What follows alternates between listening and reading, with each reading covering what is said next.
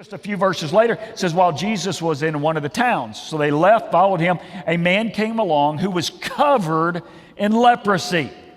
When he saw Jesus, he fell at his feet to the ground and begged him, Lord, if you are willing, you can make me clean. Jesus reached out his hand and touched him. Everybody say touched him. He touched him. And then Jesus said, I'm willing. Now let me just stop you right there. Joseph Damien went to Hawaii in the early 1800s as a missionary. In Hawaii in the early 1800s, as the pineapple population and the growth and the explosion, they didn't have enough workers in Hawaii. And so they began to import laborers from different areas, China and India and different places like that, into Hawaii. But along with importing the laborers, they also brought the dreaded disease leprosy. Leprosy showed up on Oahu in the 1830s and 40s and began to wipe people out. For those of you who don't know history, Hawaii wasn't part of the United States until 1959, so they had a king of Hawaii at the time. He looked at the laborers and saw leprosy just blowing through the laborers and blowing through the workers of the day, and so he made a choice. If you know anything about the Hawaiian Islands, you go to Oahu, and then a little southeast from there is another place many people love to go called Maui. Right between Oahu and Maui is the island of Molokai. Molokai is a beautiful little island, but the king made a decision. He made Molokai Island in the mid-1800s a leprous colony.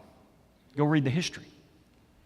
As soon as it was deemed you had leprosy or might have leprosy, you were put on a boat and shipped to Molokai, never to return.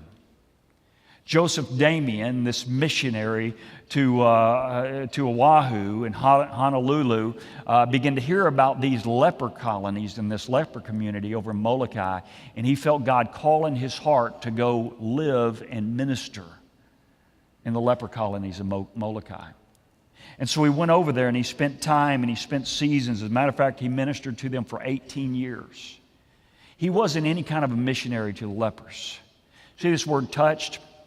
Joseph Damien, who was Belgian in origin, he would touch the lepers. He would eat with the lepers. He would eat after the lepers. They would use the same bowls, the same utensils. He said, I am going to be with you. 18 years into his ministry there, he's 49 years old. One day he puts his foot into a water preparing to bathe, and he realizes his skin begins to bubble up. But he felt no sensation of pain. And he stepped back and he believed he knew what that meant, that he had contracted leprosy. Just to be sure, he did what most men would do. He put the other foot in. Same result. That next Sunday, he stood to preach to the leprous colony there. And by the way, you can still today go to Molokai. And you can see that what he did when he went there is he built churches and he built schools and he built reservoirs and he built all kinds of things so these lepers could learn and grow and provide for themselves. He developed in farming and everything. They didn't just go there to waste away and die. That missionary, every Sunday when he would stand in the church to preach, he would start by saying this to try to connect with them for 18 years. His first words were, my fellow believers. The Sunday morning after he found out he had leprosy, he stood up and he said, my fellow lepers.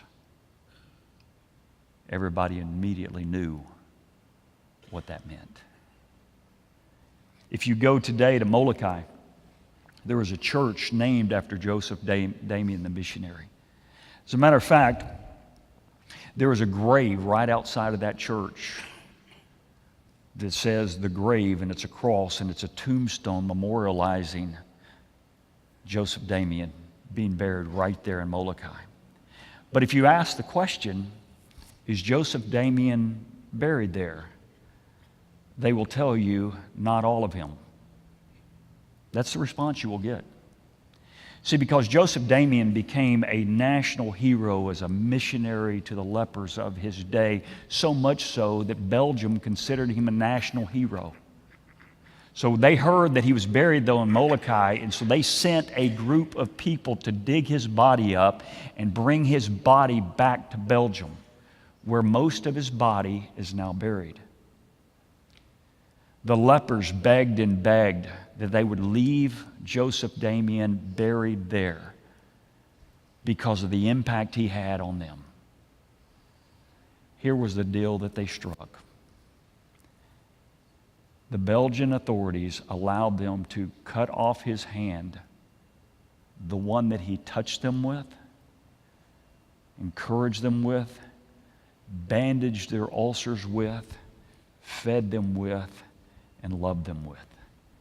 So what is buried there on Molokai is the hand that touched the lepers. The body is in Belgium.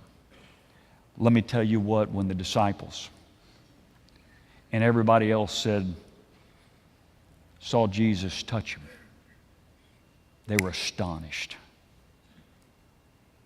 See, because no one touched the leper. No one touched the leper. You kept your distance. If the wind was blowing, they had to keep their distance more so or they would be stoned to death. The lepers had to make the decision. This guy acted in faith. He stepped up to Jesus. Jesus and others around him could have immediately had him killed because they were sent out to a community just like all of those lepers in the 1800s in Molokai, because they did not want them on Maui and they did not want them on Oahu. They wanted them in their own colony. But Jesus said, listen, I am willing, and I'll submit to you today that there are a lot of people that we won't touch, we won't talk to, we won't be around, we won't eat with, that if you ask Jesus, are you willing to save them? He would say, I am still willing. Now, as you go on and read, he said to them, be clean, and immediately the leprosy left him that day. Then Jesus ordered him, don't tell anyone, but go show yourself to the priest and offer sacrifices that Moses commanded for your cleansing as a testimony to them. Why would Jesus say it? He says, listen, don't spend time talking to your family. Go make the sacrifice so you can be part of community again. I will submit to you. Sin separates people from the community. Sin separates people from God and His grace. Sin separates people from the church. But part of what it means to be a fisher of men is that we help bridge that chasm. We bridge that gap. We bring people back. We let those who are not part of the community be part of the community. Why? Because of the gospel, the grace, the good news of Jesus Christ. In other words, we have to be willing to touch some people who are otherwise untouchable if we're really going to have the heart of Jesus. So why do we fish? To restore people to community who are on the outskirts, the outside, who are distanced from the faith and community.